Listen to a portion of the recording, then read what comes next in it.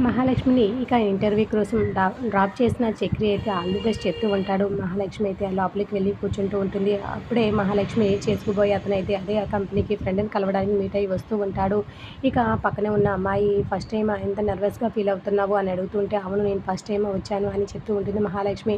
చాలా tough competition అంట, job రావడం కూడా చాలా కష్టమే అని చెప్పి భయపెడుతూ ఉంటుంది. అప్పుడే వాళ్ళ మాటలు వినిపించుకున్న పెళ్లి కొడుకు అయితే వెనక్కి తిరిగి చూస్తూ ఉంటాడు. మరొక పక్క చక్రి అయితే మొబైల్ చెక్ చేసుకుంటూ ఉంటాడు.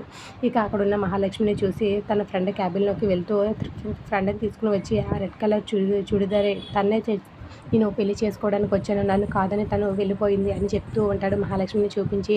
ఇక మళ్ళీ క్యాబిన్‌లోకి వెళ్ళిన తర్వాత వాళ్ళని నేను ఇంటర్వ్యూ చేస్తాను. నువ్వు చక్కగా ఇంటికి వెళ్ళిపో అని చెప్తూ ఉంటాడు. దాంతో మహాలక్ష్మికి ఇవేమీ తెలియక ఇంటర్వ్యూ కోసం ఇక ఎదురు చూస్తూ ఉంటుంది. నన్ను కాదనుకొని నన్ను వెళ్ళిపోయావు కదా! నీకెలా బుద్ధి చెప్పాలో నాకు బాగా తెలుసు అని చాలా కోపంగా అంటూ ఉంటే, వీడెక్కడ ప్రాబ్లమ్ తెస్తాడో అనేసి వాళ్ళ ఫ్రెండ్ భయపడుతూనే అక్కడి నుండి వెళ్ళిపోతూ ఉంటాడు. ఇప్పుడు చూపిస్తా నేనంటే ఏంటో, నన్ను కాదనుకుని అందరిలో నా పరువు తీసి వెళ్ళిపోయావు కదా అని చెప్పి ఆవేశంగా మహాలక్ష్మిని ఉద్దేశించి అనుకుంటూ ఉంటాడు. మరి అతను ఏ విధంగా మహాలక్ష్మిని బాధపెడుతున్నాడో, చక్రి బయట ఉండి కూడా తనని కాపాడతాడా లేదా, అసలు ఏం పనిష్మెంట్ ఇవ్వనున్నాడు, అసలు తన ఉద్దేశం ఏంటి, మహాలక్ష్మికి సమాధానం చెప్తుందా, ఏం సమాధానం చెప్తుందో వచ్చే ఎపిసోడ్‌లో అయితే మిస్ కాకండి. మీరైతే కామెంట్ చేయండి and like the video. Thanks for listening.